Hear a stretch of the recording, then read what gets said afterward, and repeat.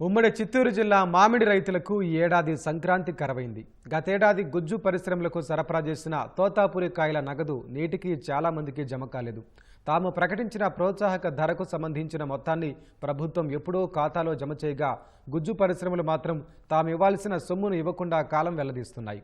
దీంతో రైతులు నిరాశలో కూరుకుపోయారు. జిల్లాలో గతేడాది తోతాపురి దిగుబడి 5.5 లక్షల టన్నులు వచ్చింది. సీజన్ ప్రారంభం కాగానే పరిశ్రమల యజమానులు సిండికేట్ అయి టన్ను 4,000కు కొనుగోలు చేశారు.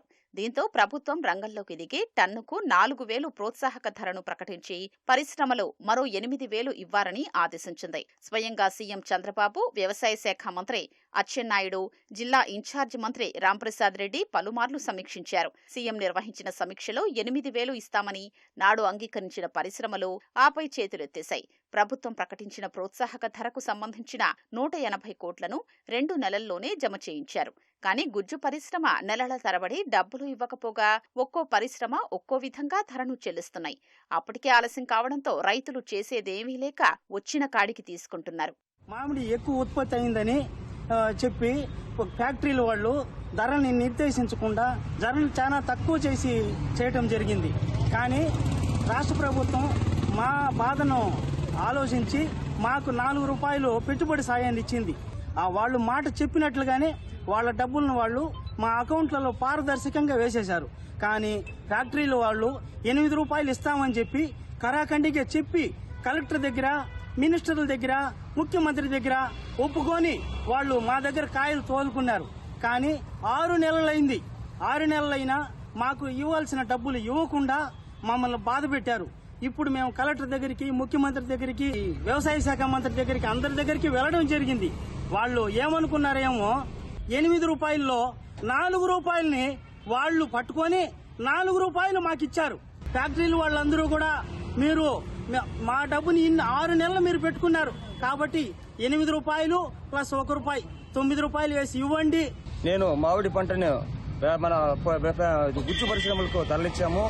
గవర్నమెంట్ మాకు 4 రూపాయలు తక్షణమే మాకు చెల్లించింది.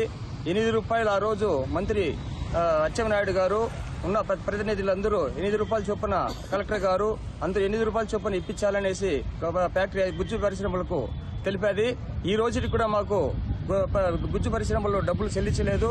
గవర్నమెంట్ 4 రూపాయలు అయితే అందరికీ ర్యాంపుల తోలినోళ్ళకు, ఫ్యాక్టరీ అందరూ తోలినోళ్ళకు గుజ్జు పరిశ్రమలు అన్ని 4 రూపాయలు మాకు చెల్లించేది. తక్షణమే మాకు 8 రూపాయలు గుజ్జు పరిశ్రమలో యాక్షన్ తీసుకునేసి చెల్లించాలనేసి ప్రార్థిస్తున్నాము. ఉమ్మడి చిత్తూరు జిల్లా వ్యాప్తంగా 11 పరిశ్రమలు ఉండగా 4 కంపెనీలు మాత్రమే పూర్తి స్థాయిలో డబ్బులు జమ చేశాయి. చిత్తూరు జిల్లాలోని 4 పరిశ్రమలు మాత్రమే చెల్లించగా తిరుపతి జిల్లాలోని ఏ పరిశ్రమ నగదు జమ చేయలేదు. మరికొన్ని టన్నుకు 8,000 రూపాయలకు బదులు 3,000 నుంచి 4,000 రూపాయలు మాత్రమే జమ చేస్తున్నాయి.